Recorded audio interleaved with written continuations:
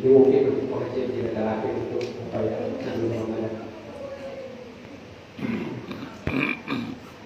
Ini adalah pengajian terakhir Ramadan kita. Jadi gabung dalam bulan Ramadan dan sekalian bahwa ini mudah-mudahan kita saling juga memaafkan sehingga kita memasuki bulan suci Ramadan bersih dari segala di antara kita. Untuk tidak membuang waktu, mungkin untuk kajian kita serahkan juga ke Ustaz Jumlah. Assalamualaikum warahmatullahi wabarakatuh. Waalaikumsalam warahmatullahi wabarakatuh.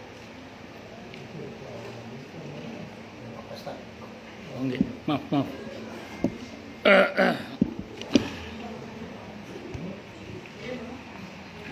Assalamualaikum warahmatullahi wabarakatuh. Bismillahirrahmanirrahim. Alhamdulillahi rabbil alamin. Wa bihi nasta'inu ala umurid dunya waddin. Wassalatu wassalamu ala asyrafil anbiya'i wal mursalin. Sayyidina wa habibina wa syafi'ina wa qurrati a'yunina wa maulana Muhammadin wa ala alihi wa ashabihi wa dzurriyyatihi ajma'in, amma ba'd. Asyhadu an la ilaha illallah wa asyhadu anna Muhammadar Rasulullah wa ufawwidu amri ilallah innallaha basirum bil ibad. Hasbiyallahu la ilaha illa huwa alaihi tawakkaltu wa huwa rabbul arsyil azim. Qala Allah ta'ala fi kitabihil karim hikayatan an nabiyillahi Musa alaihi salam. Rabbi syrah li sadri wa yassir li amri wahlul 'uqdatam min lisani yafqahu qawli. Para asatidah, para alim, para asatid, para asatidah, para sepuh, para bini sepuh, para tokoh masyarakat, hadirin hadirat sekalian, hafidhani wa hafidhakumullah, bil khusus Bapak RT, Bapak Yatsan atau Bapak Cek, yang betul apa sih? Nggih pun. Ya, semoga beliau beserta warganya dan kita semua semoga selalu dalam naungan rahmat, barokah, perlindungan serta bimbingan Allah Subhanahu wa taala. Amin Allahumma amin insyaallah. Dan tentu juga wabil khusus sahibul bait Bapak Purnama Surya beserta Ibu Nani Winata juga, semoga beliau berdua beserta keluarga besarnya juga semoga selalu dalam naungan rahmat, barokah, perlindungan serta bimbingan Allah Subhanahu wa taala. Amin Allahumma amin insyaallah. Tentu pertama-tama mari kita haturkan puja dan puji syukur kita kehadirat Allah Subhanahu wa taala dengan berucap alhamdulillahi rabbil alamin. Mudah-mudahan dengan hamdalah ini nikmat dari Allah untuk kita ditambah. Karena Allah telah berjanji dalam Al-Qur'an di surah Ibrahim ayat 7, a'udzubillahi samii'il 'alim minasyaitonir rajim. Wa ita'adzana rabbukum la in syakartum la azidannakum wa la in kafartum inna 'adzabi lasyadid. Jadi kalau kita bersyukur, sungguh nikmat dari Allah untuk kita ditambah. Dan kalau kita kufur, kita diingatkan oleh Allah akan siksa yang sangat pedih. Ini janji Allah, dan janji Allah dalam Al-Qur'an itu la raiba fih. Tidak ada keraguan di dalamnya. Di antara penjelasan la raiba fih adalah siapapun yang mengamalkan isi Al-Qur'an dengan keimanan dan keyakinan, maka Allah akan tunjukkan kebenaran Al-Qur'an itu kepadanya hingga tiada lagi keraguan dalam hatinya. Salawat dan salam semoga tercurah limpahkan untuk junjungan kita Nabi besar Muhammad sallallahu alaihi wasallam. Semoga kita semua diakui sebagai umat beliau. Amin Allahumma amin insyaallah. Saya wasiatkan terutama untuk diri saya sendiri dan panjenengan semua agar kita semua terus berusaha meningkatkan ketakwaan kita kepada Allah Subhanahu wa taala. Karena dengan takwa itulah kita bisa memperoleh derajat yang sangat tinggi dengan sesungguhnya di sisi Allah Subhanahu wa taala. Hal ini didasarkan kepada firman Allah Subhanahu wa taala dalam Al-Qur'an di surah Al-Hujurat ayat 13. A'udzubillahi samii'il 'aliim minasyaitonir rajim. Ya ayyuhan nasu inna khalaqnakum min dzakari wa untha wa ja'alnakum syu'uban wa qabaila lita'arafu inna akramakum 'indallahi atqakum al-ayah. Wahai manusia, sesungguhnya kami telah menciptakan kalian dari seorang laki-laki dan seorang perempuan, berkembang menjadi bersuku-suku dan berbangsa-bangsa agar kalian saling mengenal. Sesungguhnya yang paling mulia di antara kalian di sisi Allah adalah yang paling bertakwa.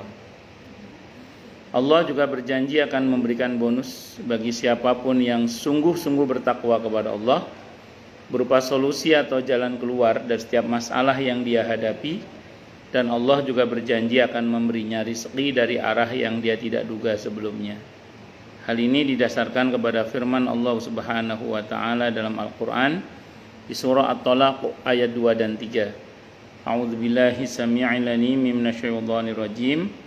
Wa may yattaqillaha yaj'al lahu makhraja wa yarzuqhu min haitsu la yahtasib.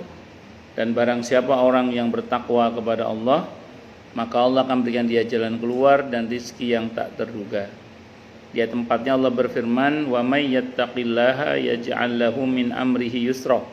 Siapa yang bertakwa kepada Allah, maka Allah akan jadikan urusannya mudah. Semoga kita semua minal muttaqin, bahkan lil muttaqina imama. Amin. Allahumma amin insyaallah. Bapak Ibu sekalian, hafizani wa hafizakumullah. Allahumma inna nas'aluka ilman nafi'a wa rizqan thayyiba wa amalan mutaqabbala wa fatahallahu lana futuhal arifin. Allahumma inna na'udzubika min ilmin la yanfa' wa amalin la yurfa' wa qalbin la yakhsha' wa du'a ila yusma'. Allahumma ati anfusana taqwaha wa zakkiha anta khairu man zakkaha anta waliyuha wa maulaha. Allahumma barik lana fi sya'bana wa ballighna ramadhana. Semoga Allah berkahi Sya'ban kita semua, dan semoga Allah hinggakan kita ke Ramadan dalam keadaan shihah wal afiyah, dalam keadaan taat kepada Allah dan Rasulnya Muhammad sallallahu alaihi wasallam, sehingga mudah-mudahan kita semua lulus sebagai alumnus terbaik Ramadan dengan gelar muttaqin, bahkan lil muttaqina imama. Amin. Allahumma amin insyaallah. Bapak Ibu sekalian, hafizani wa hafizakumullah. Pada kesempatan kali ini saya ingin mulai dari sebuah hadis Nabi kita Muhammad sallallahu alaihi wa alihi wasallam maqal. Hadisnya riwayat At-Tirmidzi, di mana Nabi kita Muhammad sallallahu alaihi wasallam bersabda, "Idza kana awwalu lailatin min syahri Ramadhana," apabila ada permulaan malam dari bulan Ramadan, "sufidatis syayatinu," setan-setan dibelenggu. Itu di awal malam bulan Ramadan. Kalau sesuai dengan hisabnya ya, hari Jumat besok itu maghribnya, itu permulaan Ramadan. Maka di awal malam Ramadan itu, itu setan-setan dibelenggu. Kalau di luar bulan Ramadan kita bisa mengkambing hitamkan setan, tapi di dalam bulan Ramadan kita nggak bisa mengkambing hitamkan setan. Kenapa? Karena setannya kan dibelenggu. Pertanyaannya, setannya siapa berarti? Ya kita sendiri. Iya kan. Berarti kalau seseorang itu lulus sebagai setan, ya bulan Ramadannya tetap jadi setan nih. Itu karena setan itu minal jinnati wan nas. Nah, ada juga yang mengatakan yang dipakai untuk mengikat setan di bulan Ramadan itu puasa yang bersangkutan. Makanya kalau ada orang yang berbuat nggak benar di bulan Ramadan itu, andaikan boleh bertaruh, saya berani bertaruh. Cuman karena nggak boleh bertaruh, saya nggak bertaruh. Tapi saya berani pastikan insya Allah satu kemungkinannya dia nggak puasa. Atau yang kedua, dia puasa tapi kualitas puasanya jelek.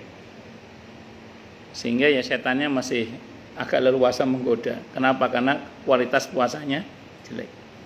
Karena kalau orang yang puasanya bagus, kualitas puasanya bagus, insya Allah lah. Paling enggak selama dia berpuasa itu dia tercegah dari berbuat yang enggak benar. Itu yang pertama. Terus kemudian wa maradatul jin, termasuk jin-jin yang nakal ya. Jin-jin yang jahat itu diikat pada bulan Ramadan itu. Wa ghuliqat abwabun nar, dan pintu-pintu neraka ditutup. Falam yufta minha babun, dan tidak dibuka satu pintu pun.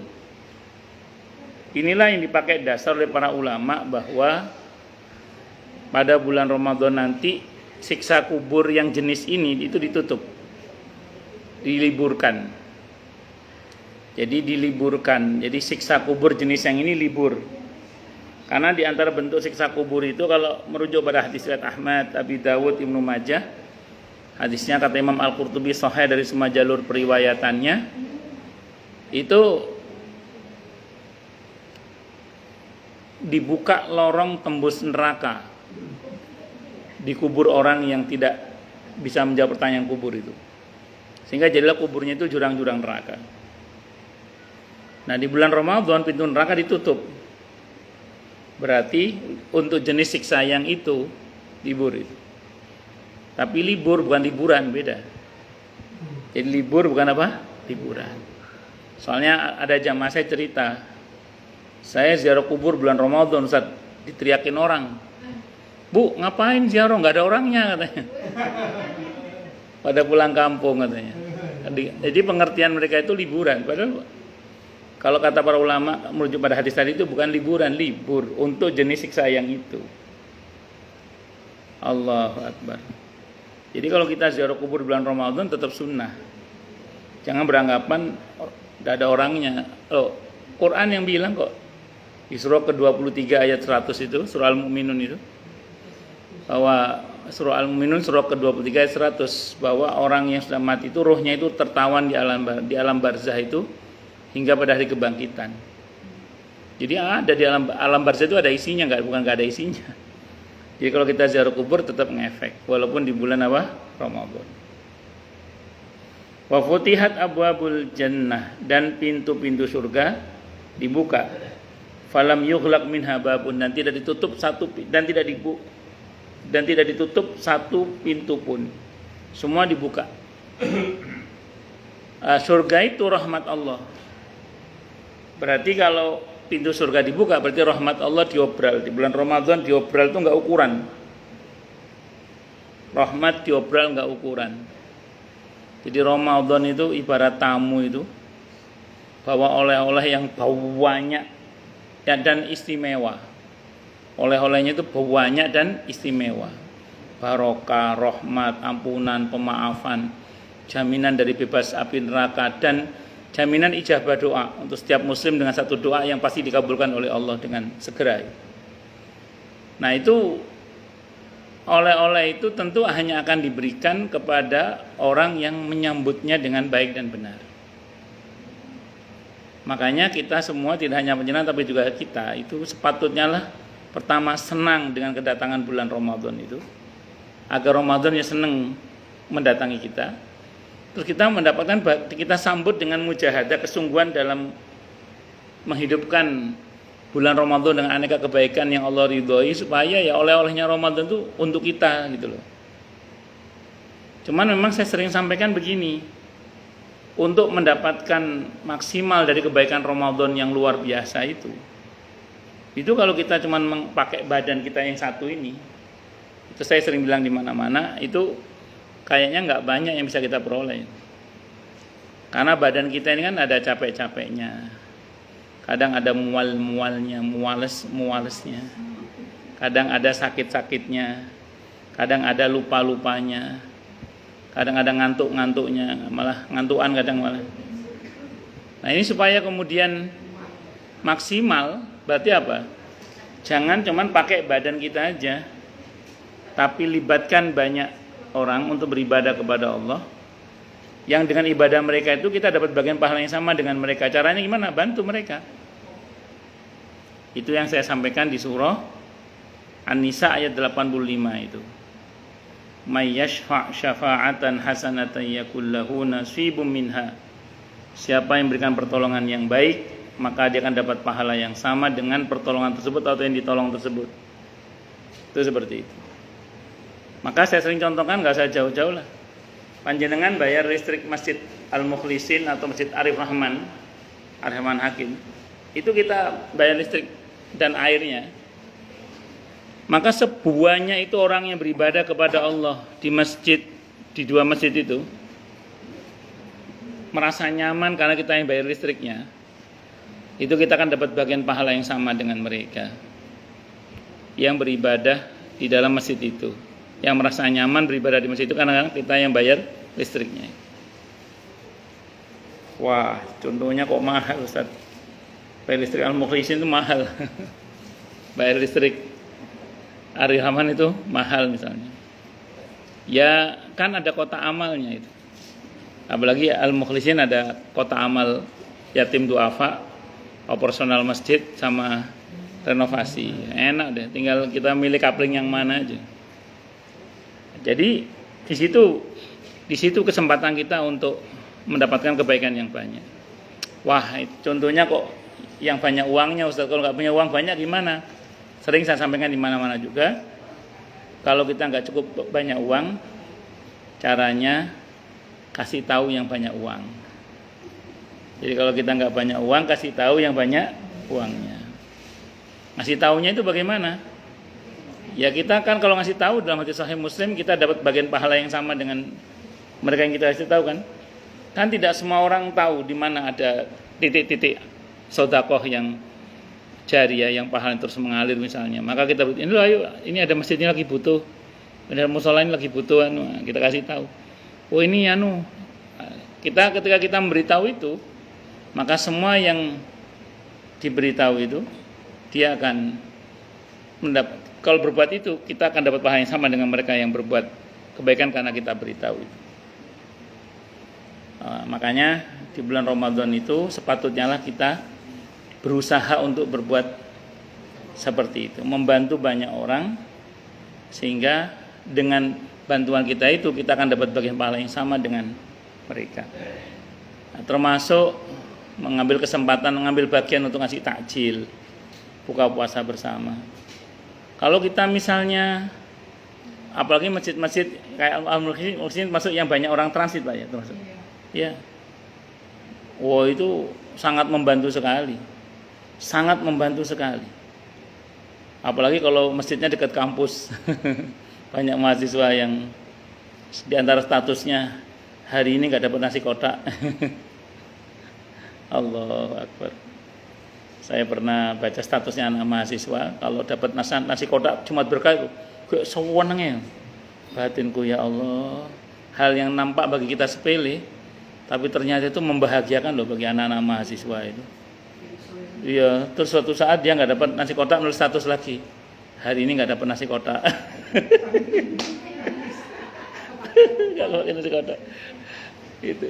Itu kalau buka puasa, itu para pekerja-pekerja terutama yang gajinya 8 koma karena setiap tanggal 8 dia koma, itu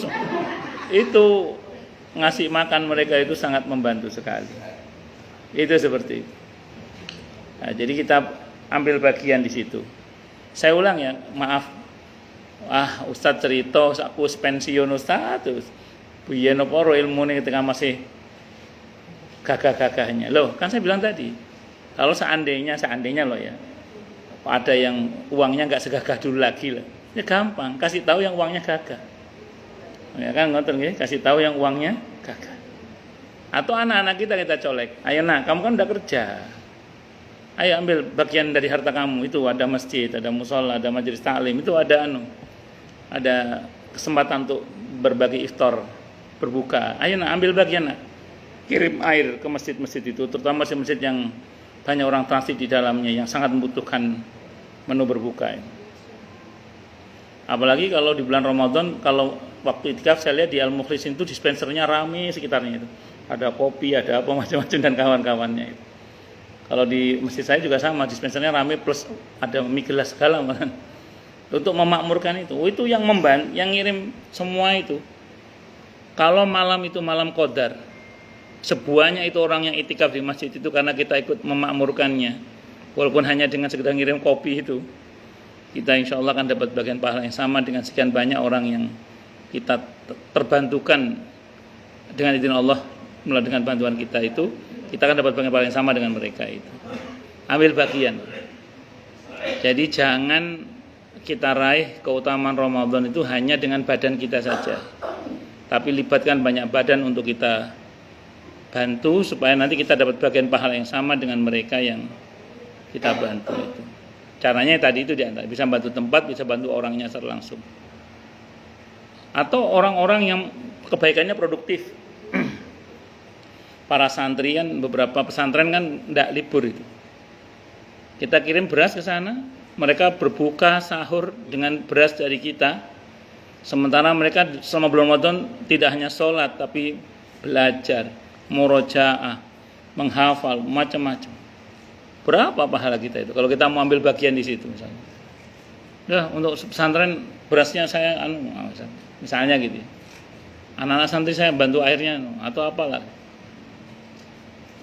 Atau yang lain-lain yang silakan Anda, kita semua tidak hanya panjenengan tapi juga saya juga punya kepentingan. Saya ngomong ini karena saya juga punya kepentingan untuk berbuat yang sama. Karena saya juga punya kepentingan untuk mendapatkan rahmat Allah sebesar-besarnya, barokah dari Allah sebesar. Kita berlomba-lomba dalam kebaikan. Tapi jangan begini ya. Mentang-mentang udah nyumbang masjid banyak, nyumbang mushola banyak, nyumbang orang banyak, terus berarti saya udah punya passive income banyak ini.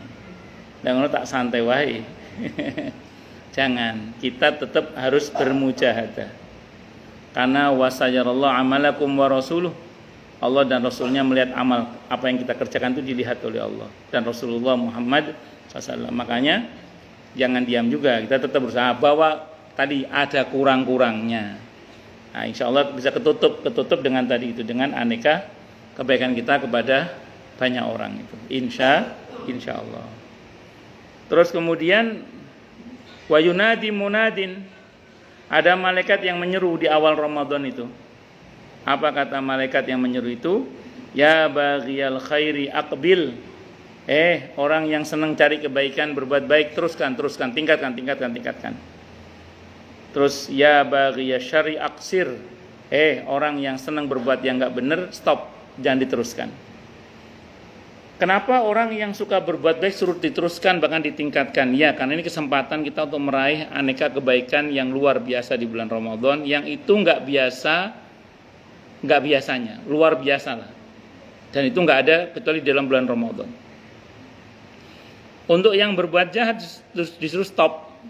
Loh, kenapa stop? Gini, memang sependek yang saya baca ya, tidak ada dalil yang mengatakan dosa itu dilipat gandakan. Tapi besaran dosa itu mungkin terjadi. Kenapa demikian loh? Di bulan yang mulia loh, kok berbuat dosa itu besaran dosanya itu sangat mungkin dibesarkan. Kalau kelipatan tidak ada, kalau kelipatan. Tapi besaran dosa itu mungkin terjadi. Nah, makanya hati-hati. Ini bulan di mana Allah obral ampunan kok malah memancing dosa kan ya repot. Itu sama dengan kasih makanan yang enak dan bermutu, kualitas bagus malah milih yang basi kan ya. Makanya rugi banget lah orang yang mendapati bulan Ramadan, kok keluar bulan Ramadan dia tidak diampuni oleh Allah Subhanahu wa taala. Walillahi utaqa'u minan nar. Allah itu punya hamba-hamba yang dinyatakan bebas dari api neraka. Yang ngasih stempel bebas dari api neraka Allah. Dan kata Nabi apa itu? Wadzalika kullalailatin, dan itu setiap malam di bulan Ramadan.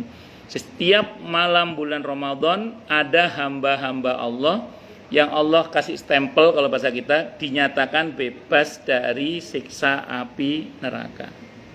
Artinya dia tidak akan dimurkai oleh Allah. Semoga kita termasuk di dalamnya. Amin insyaallah. Dan ini Allah yang pilih. Al-Qasas ayat 68 itu, wa rabbuka yakhluqu ma yasha'u wa yakhtar.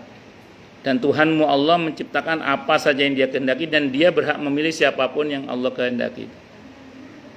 Makanya kita nggak tahu kita termasuk yang dipilih apa tidak, tapi semoga kita termasuk yang dipilih. Amin insyaallah. Makanya kita harus bermujahadah, berlomba-lomba dalam kebaikan. Gitu. Jadi setiap malam itu. Bahkan ada sahabat yang bertanya di riwayat yang lain, apakah jaminan dibebaskan dari api neraka itu di malam Qadar? Tidak, setiap malam kata Nabi. Bukan hanya di malam Qadar, setiap malam. Di setiap malam bulan Ramadan selalu akan ada hamba-hamba yang Allah nyatakan bebas dari api neraka. Semoga kita termasuk di dalamnya. Amin insyaallah. Neraka itu ngeri bukan semata soal siksa ya. Tapi neraka itu murka Allah. Siapa yang mau dimurkai oleh Allah? Itu yang Nabi sabdakan ketika beliau di Taif saat beliau ditolak dakwahnya. Apa kata beliau? Kamakal illam takun alayya ghadiban fala ubali. Pun ya Allah monggo terserah panjenengan, asal panjenengan mboten tidak marah sama saya, pun monggo terserah diapain kek. Yang penting satu, ya Allah jangan marah sama hamba. Illam takun alayya ghadiban fala ubali. Saya tidak peduli ya Allah, panjenengan apakan saja saya, yang penting satu, jangan murka sama hamba ya Allah. Ya kalau nggak murka otomatis kan cinta. Kalau kau cinta dirahmati, kalau nggak mungkin nggak baik lah. Semuanya baik. Itu seperti itu. Nah, makanya kita manfaatkan betul bulan Ramadan itu untuk meraih diantaranya jaminan dari bebas dari api neraka itu. Bahkan di dalam riwayat yang lain disebutkan, ini hadisnya riwayat Al-Bazzar dari Jabir ibn Abdillah Al-Haytami. Dari Jabir ibn Abdillah Al-Haytami dalam Mujmu' Zawaid mengatakan bahwa perawinya thiqah, terpercaya. Hadisnya sahih berarti ya. Redaksi hadisnya, inna lillahi fi kulli lailatin utaqa'u minan nar. Sesungguhnya Allah itu memiliki hamba-hamba yang dinyatakan bebas dari api neraka setiap hari. Tadi setiap malam, ini setiap hari. Yang betul yang mana Ustaz? Digabung aja dua-duanya. Berarti setiap hari, setiap malam ada hamba-hamba yang Allah nyatakan bebas dari api neraka. Setiap hari dan setiap malam berarti. Terus kemudian fi syahr Ramadan, dan itu terjadi di dalam bulan Ramadan yang sebulan itu. Jadi kalau enggak malam harinya, siang harinya akan selalu ada hamba-hamba yang Allah nyatakan bebas dari api neraka. Wa inna likulli muslimin, dan sungguhnya bagi setiap muslim di bulan Ramadan itu da'watun, ada satu doa, yad'u yang dia berdoa biha dengan satu doa itu, fa, maka langsung pakai fa langsung ya, fayastajibu lahu, langsung Allah akan kabulkan. Jadi kita di bulan Ramadan, setiap kita muslim ini, setiap kita, termasuk saya sendiri, panjenengan kita semua, itu punya jatah satu doa, satu tapi ya, enggak banyak, satu. Ya, satu doa, bukan selama satu Ramadan itu aja. Pak Swedi punya jatah satu doa yang kalau kita berdoa kepada Allah itu cash, Allah akan kabulkan seketika. Jadi gini, saya mau pakai rumus dasar dulu ya. Kalau kita merujuk pada hadis Al-Hakim, kan doa itu asal kita tidak berburu sangka kepada Allah dan mengatakan bahwa Allah tidak akan kabulkan doa saya, tidak buru-buru berkata begitu, kata Nabi kan, dia dapat satu di antara tiga hal. Yang pertama, dipercepat pengabulannya, ditunda pengabulannya, atau diselamatkan dari musibah setara dengan kebaikan yang dia minta.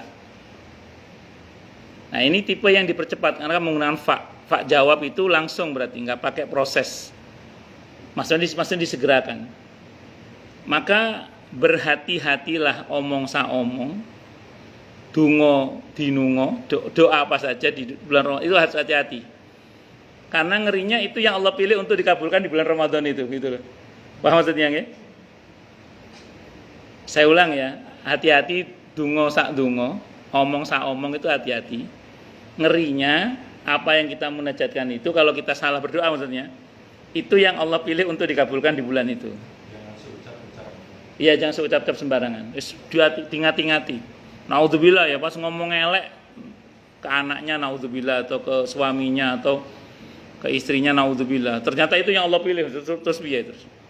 Makanya hati-hati, karena setiap muslim, dalam hati ini setiap muslim, wa inna likulli muslim, dan sungguhnya bagi setiap muslim itu di bulan Ramadan itu ada satu doa yang kalau dia berdoa dengannya fayastajibulah, maka langsung Allah kabulkan. Maka berhati-hatilah untuk doa itu. Saya punya jamaah orang pondok kopi sini. Selama bulan Ramadan itu dia cuma satu doa, satu aja doanya. Karena dia tak mau doa yang lain dikabulkan, doanya satu itu aja. Ada yang begitu itu. Tapi saya nggak tahu dikabulkan apa enggak itu. Dia doanya cuma satu itu aja. Pokoknya selama bulan Ramadan doanya cuma satu itu, nggak doa yang lain. Nggak tahu doa apa, saya nggak ngerti itu. Saya mau doa satu itu aja, nggak doa yang lain-lain. Tapi dia lupa bahwa dalam sholat kan juga ada doa ya. Jadi tetapnya nggak satu doanya gitu. Jadi saking pengennya doa yang satu itu dikabulkan, beliau doanya satu itu aja, nggak ada yang lain. Padahal ya saya bilang tadi dalam doa, padahal di dalam sholat itu juga ada doa.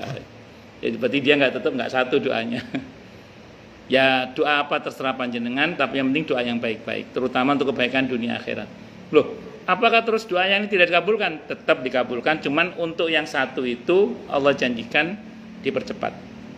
Nah, sebagaimana yang Nabi sabdakan dalam hadis yang kata Ibnu Hajar Al-Haytami, rawinya thiqah, berarti hadisnya sahih. Para perawinya thiqah berarti hadisnya apa? Sahih. Al-Kamakal. Makanya manfaatkan Ramadan ini tuh banyak-banyak berdoa, terutama saat sahur. Itu waktu yang mustajabah. Terutama lagi ketika kita sedang saum. Sedang saum itu sendiri itu waktu itu saat-saat yang mustajabah. Nah, banyak manfaatkan betul lah untuk banyak-banyak berdoa. Mudah-mudahan kita termasuk yang mendapatkan aneka kebaikan yang maksimal di bulan Ramadan. Amin Allahumma amin insyaallah. Ya saya kira ini yang bisa saya sampaikan. Nah, takutnya banyak pertanyaan. Monggo silakan yang mau tanya dulu deh. Kalau nggak ada saya teruskan lagi gitu maksudnya. Monggo yang mau tanya dulu. Ya monggo Pak. Pak apa dulu sama pak RT, sekarang manggilnya Pak apa ini? Pak LMK. Pak LMK. Oh. Pak Agus. Doa itu walaupun Allah juga sudah tahu apa yang kita inginkan. Betul. Tapi yang tadi Ustaz bilang doanya hanya satu. Ya, saya juga biasanya doanya kabulkan doa saya juga. Iya. Keinginan saya. Iya. Allah. Iya. Tapi kadang-kadang mungkin ada juga yang kembali ke kan kita nggak boleh sombong. Betul. Kata Allah ini udah ibadahnya juga nggak bagus, sombong lagi gitu kan. Iya. Nggak pernah minta, nggak pernah doa. Iya.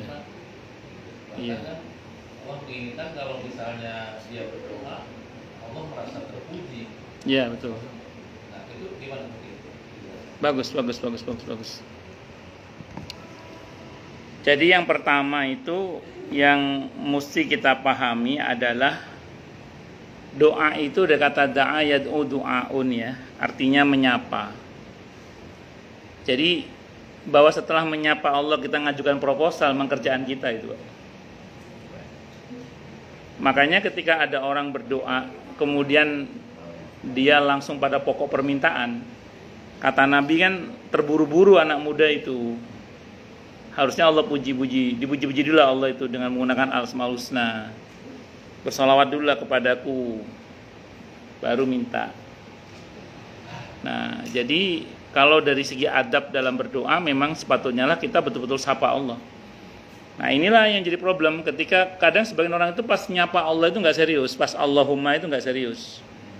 Giliran minta itu utang lunas ya Allah itu serius banget, ya. Dijiwai lah. Iya betul. Tapi pas nyapanya nggak serius, pas Allahummanya nggak serius. Tapi pas minta sembuh sakit ya Allah itu serius banget. Itu kalau orang Jawa Timur bilang ini, terus gak tahu nyopo njaluk tok. Saya terjemah Pak, udah pernah nyapa minta melulu.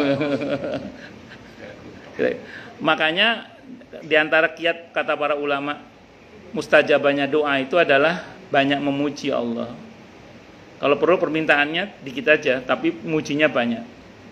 Kalau tidak percaya, coba cek Sayyidul Istighfar itu. Allahumma anta rabbi la ilaha illa anta khalaqtani wa ana abduka wa ana ala ahdika wa adika mastata'tu wa a'udzubika min syarri ma sana'tu abu'u laka bi ni'matika wa abu'u bi dzambi faghfirli.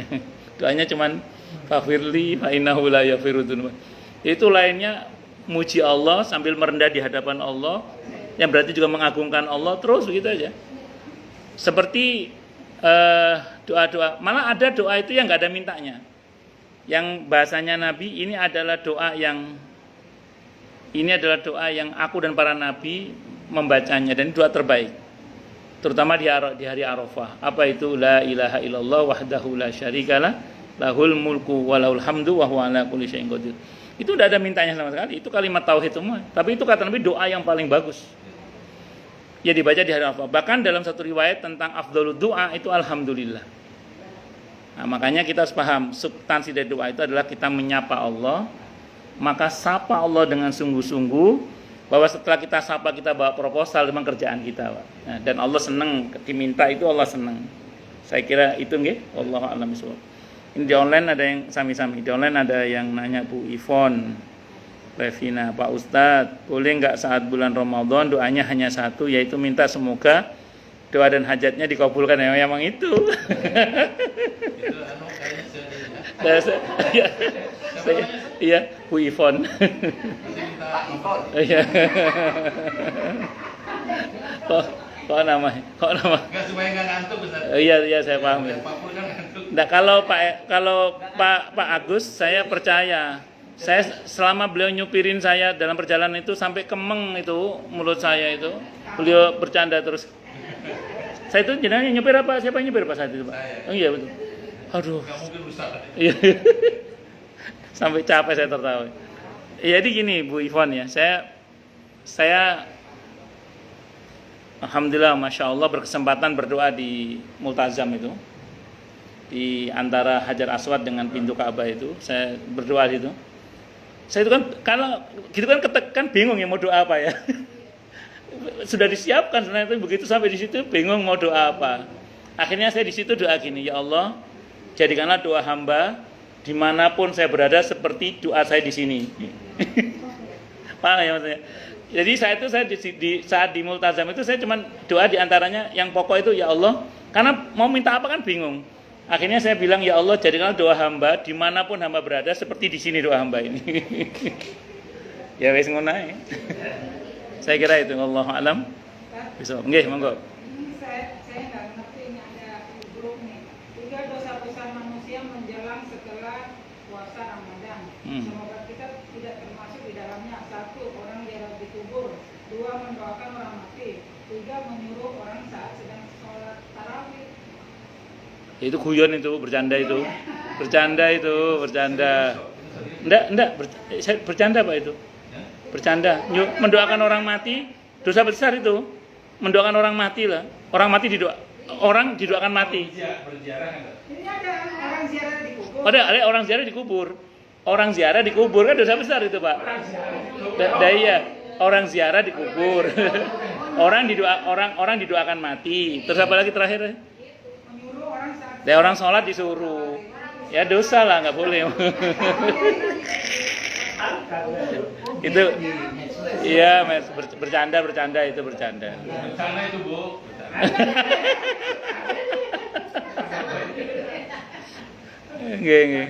Nggih, monggo. Hah? Permintaannya satu tapi banyak itunya ya, pengantar. Iya, betul. Hanya disebut Betul. Bahkan saya ulang ya, di Al-Quran tuh malah ada beberapa contoh doa itu yang nggak ada mintanya sama sekali. Doanya Nabi Adam itu, Rabbana, iya Nabi Yunus juga, Rabbana dzalamna anfusana wa illam taghfir lana wa tarhamna lanakunanna minal khasirin. Itu i'tiraf itu. Wahai Rabb kami, sungguhnya kami telah menganiaya diri kami sendiri. Jika Engkau tiada mengampuni kami, saya kami termasuk hamba-hambamu yang rugi. Itu merendah. Tak i'tiraf juga pengakuan. Nah, Nabi Yunus juga sama, la ilaha illa anta subhanaka inni kuntu minadh dhalimin. Nabi Ayub itu sembuh dari sakitnya. Itu tidak ada mintanya itu. Doanya cuma gini. Rabbi anni massani yadurru wa anta arhamur rahimin. Ya Allah, hamba ada yang nyihir saya. Ya Allah, hamba kena penyakit nih. Sungguhnya Engkau adalah Maha Pengasih lagi Maha Penyayang itu. Engkau yang paling penyayang di antara para penyayang. Cuman muji Allah dengan Arhamur Rahimin. Itu boleh ya Ustaz, di antara doa-doa iya. kita baca yang tadi itu yang pernah. Boleh, tidak ada masalah. Boleh, tidak ada masalah. Ya itu i'tiraf. Seperti kata Pak. I'tiraf. Tapi memang ketika imam baca Rabbana dzalamna anfusana wa illam taghfir lana wa tarhamna lanakunanna itu saya enggak amin. Kenapa? Wong itu bukan doa kok. Itu i'tiraf. Tapi artinya pas imam baca itu saya ikut baca juga, ikut i'tiraf juga. Rabbana dzalamna anfusana wa illam taghfir lana wa tarhamna lanakunanna minal khasirin. Itu ngoten. Bukannya mengaminkan itu sama juga dengan Tidak apa-apa, cuma kalau karena saya ngerti artinya Pak, jadi nggak saya aminkan. Kan alhamdulillah saya ngerti artinya, kan kalau yang nggak ngerti artinya kan amin, tidak apa-apa sih. Cuma karena saya ngerti artinya, saya nggak amin, tapi saya ngikut mengaminkan dalam hati, dalam arti mengiyakan i'tirafnya dia itu dengan mengikuti. amin.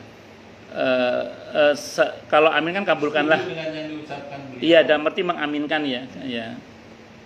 Biasanya saya nggak amin kalau yang itu, tapi saya ngikut baca yang sama.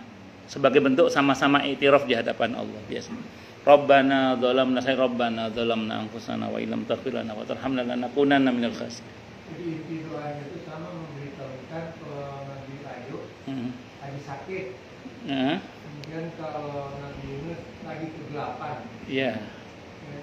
Betul. Jadi di sini Allah langsung tahu minta diterangin, Iya. minta disembuhin. Betul. Cuma menyampaikan keadaan kan minta. Betul. Ya Allah sudah ngerti. Dan memang doa itu tidak memberitahu Allah. Jadi yang menerangi kan nggak PJ. Jadi doa itu tidak memberitahu Allah. Doa itu bincang mesra kita dengan Allah. Itu doa. Ya. Ya, bincang mesra kita dengan Allah. Kalau kata para ulama, qad kafani ilmu rabbi min su'ali wa ikhtiyari. Fa du'ai wa ibtihali syahidul li biftiqari. Saya tahu, tanpa saya berdoa pun Allah tahu apa yang menjadi kebutuhan saya. Tapi saya sengaja tetap berdoa kepada Allah untuk menunjukkan, untuk menyadarkan diri saya bahwa saya ini butuh kepada Allah. Ya, jadi doa itu semacam pengingat untuk diri sebenarnya, bahwa saya ini hamba yang butuh pertolongan Tuhannya, yaitu Allah Subhanahu wa taala. Semacam jangkar pengingat aja bahwa kita ini adalah hamba. Orang kalau tidak mau berdoa nanti takutnya lupa. Saya ada lagi satu lagi Ustaz. Gimana, Pak? Doa itu merupakan juga sebelum berdoa harus ada usaha dulu. Terus?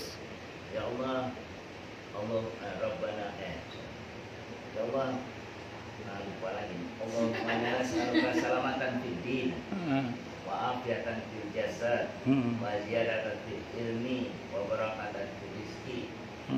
Artinya tidak hanya doa tapi usaha juga ada. Ya.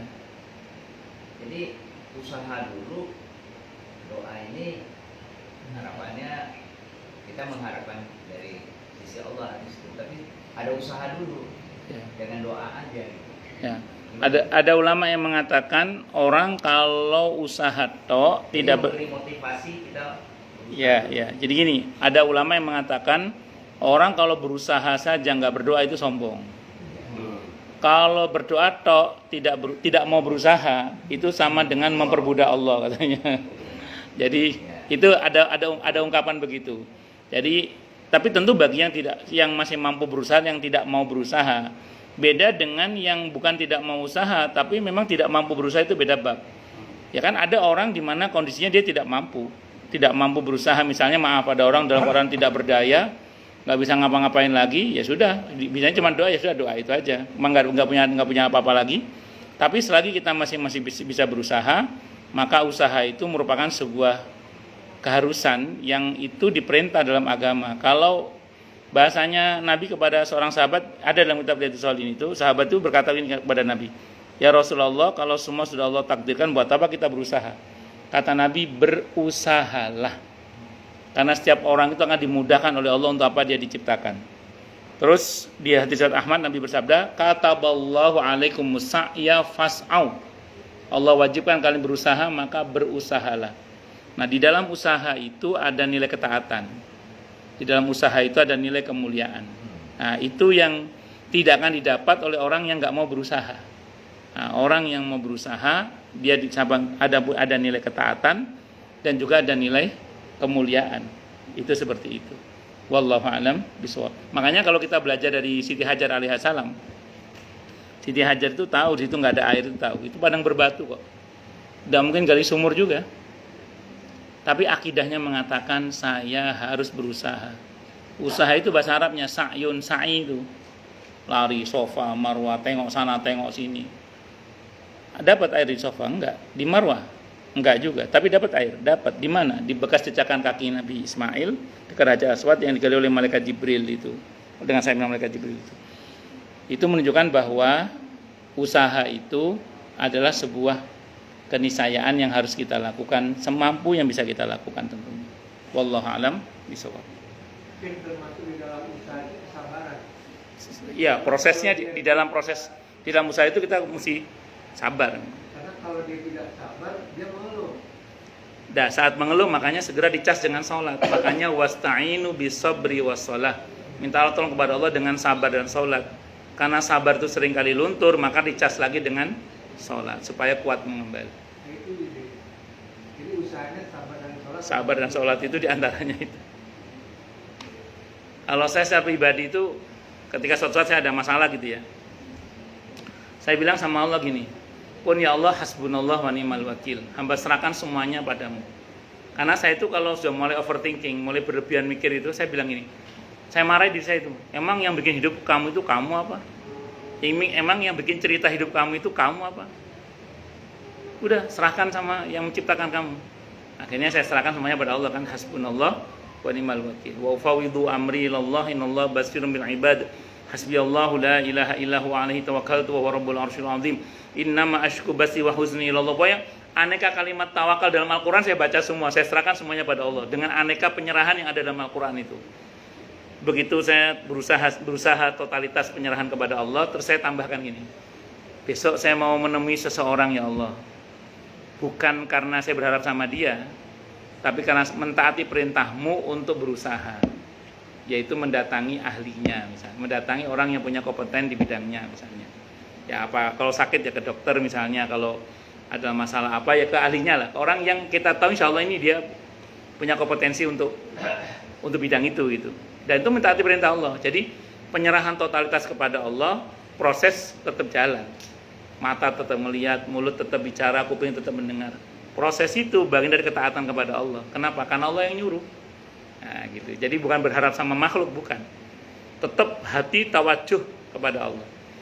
Sebenarnya kalau kita bicara kalau kita melihat konsep Quran ya, konsep Quran itu sebenarnya di semua pertolongan Allah untuk hamba-hambanya yang soleh itu selalu disertai dengan tidak terkesan oleh suasana full tawajuh kepada Allah. Contoh gini, kurang panik gimana Bani Israel dan Nabi Musa, depan lautan lepas, belakang Fir'aun dan pasukannya. Kalau pakai matematika manusia dua-duanya mati itu. Nyebrang lautan mati, nggak punya bahtera, mundur juga risikonya mati. Bani Israel udah panik aja itu. Berarti dia terkesan oleh suasana kan. Nabi Adam langsung teriak. Nabi Musa langsung, saya nyebut Nabi siapa tadi Pak? Iya salah kan? Ya cucunya Adam, Musa. Nabi Musa langsung meneriakkan inna ma'iya rabbi sayahdin. Sesungguhnya bersamaku adalah Tuhanku dan dia pasti ngasih petunjuk kepadaku. Tambah lagi ada orang soleh di antara mereka atau Nabi Musa yang mengatakan wa ufawwidu amri ilallah innallaha basirun bil ibad. Jadi di tengah-tengah orang panik dengan suasana, diajak kembali pada menyadari betapa maha kuasanya Allah. Itu solusinya di luar dugaan itu. Tiba-tiba Allah suruh mukul lautan kan. Ya kalau Nabi Musa pakai kecerdasannya pasti protes itu. Kok laut yang dipukul, kenapa enggak jidatnya Fir'aun aja, kan lebih masuk akal. Tapi Nabi Musa nurut karena itu perintah Allah dan ternyata itu cara yang mudah untuk menghancurkan Fir'aun dan selamat dari kejaran Fir'aun. Ya, nggih monggo. Kenapa kalau di Al-Qur'an itu sejarah Musa itu paling banyak? Bagus. Paling banyak itu cobaan. Gitu. Kenapa harus paling banyak cobaan? Nggak tahu. Mainlah. Ya. Wallahu a'lam bishawab. Al-Qur'an itu sekian banyaknya itu kisah-kisah. Iya, sekian banyak itu kisah-kisah. Dan di dalam kisah-kisah itu ada nilai akidah, ada nilai syariah, ada nilai akhlak karimah. Nilai akhlak karimah itu lebih banyak sebenarnya dibandingkan dengan nilai akidah dan nilai syariahnya. Bahkan syariah itu paling sedikit sebenarnya. Lebih banyak itu bicara tentang akidah akhlak sebenarnya. Nah, tapi menarik pertanyaan Pak Pur, kenapa kok Nabi Musa itu yang banyak diceritakan di dalam Al-Quran? Diulang-ulang dan banyak ya, kisahnya banyak sekali. Wallahu a'lam bishawab. Sepanjang sejarah peradaban manusia itu, yang paling ngeyel umatnya itu umatnya Nabi Musa itu. Paling ngeyel itu. Iya. Itu sampai ada 3 kitab suci dari 4 kitab suci itu turun untuk Bani Israel. Itu untuk membungkam mereka itu. Ya, terakhir Al-Quran itu untuk seluruh umat manusia tapi kan. Nabi Musa dengan Tauratnya, Nabi Dawud dengan Zaburnya, Nabi Isa dengan Injilnya. Jadi memang sejarahnya itu cukup panjang di situ itu, dan banyak pelajaran yang bisa diambil. Dan Allah mau kita belajar dari situ memang. Allah nyuruh kita belajar dari situ memang. Nah, banyak para ahli yang bisa menjelaskan itu, yang berkaitan dengan ilmunya tentunya. Yang kalau kita tidak cukup punya ilmu dalam, memang kita nggak akan bisa menjelaskan itu. Saya kira itu, Allah alam bisawab. Nggih, monggo. Ibu, ada pertanyaan Ibu? Nggih. Boleh. Monggo. Doa, ikhtiar, takdir. Itu mana yang lebih kena? Kan Allah itu tidak satupun kegiatan kita kejadian ada itu campur tangan Allah gitu loh. Jadi tidak ditakdirkan. Karena kan tidak pertama banyak yang kita sudah lihat dengan mata kepala sendiri. Jam segini jatuh, jam segini meninggal, jam segini masih ngobrol sama kita, masih lea-leaan. Tahu-tahunya Allah panggil. Ada yang takdir itu memang sudah ketentuan. Jadi walaupun ada yang bilang kita berusaha mati-matian habis-habisan, kalau takdirnya memang belum, ya tidak terjadi. Jadi ada yang bisa bergeser tidak dengan doa? Jadi gini Bu, kalau ngomong soal takdir itu harus dari 2 sisi. Sisi Allahnya kepada kita, yang kedua sisi kitanya kepada Allah. Kalau sisi Allahnya kepada kita, cukup kita yakini betapa Allah Maha Kuasa atas segala sesuatu. Sehingga kalau kita paham ini, kita tidak akan mudah putus asa. 1. Yang kedua, harus kita lihat juga dari sisi kitanya kepada Allah. Kalau kata Ibnu Qayyim, apa yang Allah jamin dari sisi Allahnya kepada kita, udah itu kita imani dan kita serahkan pada Allah aja lah. Sekarang kita lebih fokus pada tugas kita saja. Tugas kita kepada Allah itu apa? Jadi kalau kita ngomong soal takdir Bu, sekarang tugas kita apa? Oh, Allah suruh kita berusaha, ya udah kita berusaha. Karena di dalam ada nilai ketaatan, ada nilai pahala di situ, ada nilai pertolongan Allah di situ Bu. Oh, Allah suruh kita berdoa, ya udah kita berdoa aja. Allah nyuruh kita berdoa kok. Allah suruh kita bertawakal, ya kita bertawakal. Allah nyuruh gitu kok. Jadi kita fokus pada perintah Allah, dan di balik perintah Allah itu ada janji pertolongan Allah. Nah, makanya kita mentaati perintah Allah dalam hal ini dengan cara berusaha tadi itu, berdoa itu, bertawakal itu. Nah, makanya kalau ibu nanti terlalu bicara hakikat dari sisi Allahnya kepada kita, ngerinya nanti kita itu berkesimpulan kayak orang-orang Jabariyah. Ya kalau semuanya Allah itu udah biarin aja ya, tambah ya, itu yang tidak benar kemudian. Makanya ahlu sunnah itu adalah meyakini semuanya sudah Allah takdirkan, memang sudah Allah atur semuanya. Tapi kita juga meyakini bahwa kita diperintah juga untuk berusaha. Saya kira itu Bu. Wallahu alam bisawab. Ini hampir 2:30 ini. Saya mau lanjut lagi ini. Moga kalau ada satu lagi kalau ada. Ibu-ibu ada pertanyaan? Tidak ada lagi. Oh jangan, monggo. Nggih monggo. Oh, Satu lagi. lah. Ya udah. Satu lagi ibu-ibu. Kalau nggak ada doa tutup. Baik, kalau nggak ada kita tutup dengan doa ya. Asyhadu an la ilaha illallah wa asyhadu anna Muhammadar Rasulullah. Allahumma shalli wa sallim wa barik ala sayyidina Maulana Muhammadin wa ala alihi wa ashabihi wa dzurriyyatihi ajmain. Walhamdulillahi rabbil alamin. Ya dzal jalali wal ikram, ya hayy ya qayyum, ya arhamar rahimin, ya wadud ya ghaffar, ya mujibad da'awat. Allahumma inna nas'aluka bi annana nashhadu annaka antallah la ilaha illa anta al-ahad wa samad walladzi lam yalid wa lam yulad wa lam yakul lahu kufuwan ahad. Allahumma ighfir lana dzunubana wa li walidina wa li masyayikhina wa li ashabil huquqil wajibati alaina. Rabbana ighfir lana wa li ikhwanina alladzina sabaquna bil iman wa la taj'al fi qulubina ghillan lil ladzina amanu rabbana innaka ra'ufur rahim. Allahumma ya Allah, ampunilah dosa-dosa kami, dosa-dosa kedua orang tua kami, dosa-dosa guru-guru kami, dosa-dosa keluarga kami, dosa-dosa muslimin, muslimat, mukminin, mukminat, baik yang masih maupun yang sudah wafat. Allahumma ya Allah, jadikanlah kami semua termasuk orang-orang yang sukses dunia akhirat, selamat dunia akhirat, bahagia dunia akhirat, dan permudahlah urusan kami ya Rabb fid dini wa dunya wal akhirah.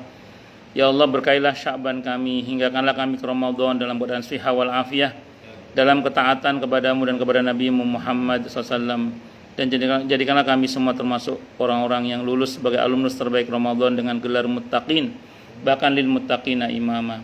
Ya Allah, berikanlah hidayah selalu untuk kami, tingkatkanlah selalu hidayah untuk kami, dan berikanlah hidayah untuk siapapun yang melihat kami. Ya Rabbana ya Rabbana ya Rabbana ya Rabbana ya Rabbana, Rabbana atina fid dunya hasanah wa fil akhirati hasanah wa qina adzabannar. Rabbana atina min ladunka rahmatan wa hayyi' lana min amrina rasyada. Rabbana la tu'akhidna in nasina aw akhtana. Rabbana wa la tahmil 'alaina isran kama hamaltahu 'alal ladzina min qablina. Rabbana wa la tuhammilna ma la taqata lana bih. Wa'fu 'anna waghfir lana warhamna anta maulana fansurna 'alal qaumil kafirin. Rabbana la tuzigh qulubana ba'da idh hadaitana wa hab lana min ladunka rahmah innaka antal wahhab. Rabbana hab lana min azwajina wa dhurriyyatina qurrata a'yun waj'alna lil muttaqina imama. Allahumma khtim lana bi khatimati sa'adah waj'alna minal ladzina lahumul husna wa ziyadah. Sallallahu alaihi sayyidina Muhammadin nabiyil ummah wa kashifil ghummah wa ala alihi wa ashabihi wa baraka wa sallam. Subhana rabbika rabbil izzati amma yasifun wa salamun alal mursalin walhamdulillahi rabbil alamin. Subhanakallahumma bihamdika asyhadu an la ilaha illa anta astaghfiruka wa atubu ilaik. Sallallahu alaihi Muhammad wa ala alihi wa sahbihi wasallam. Saya mohon maaf. Assalamualaikum warahmatullahi wabarakatuh.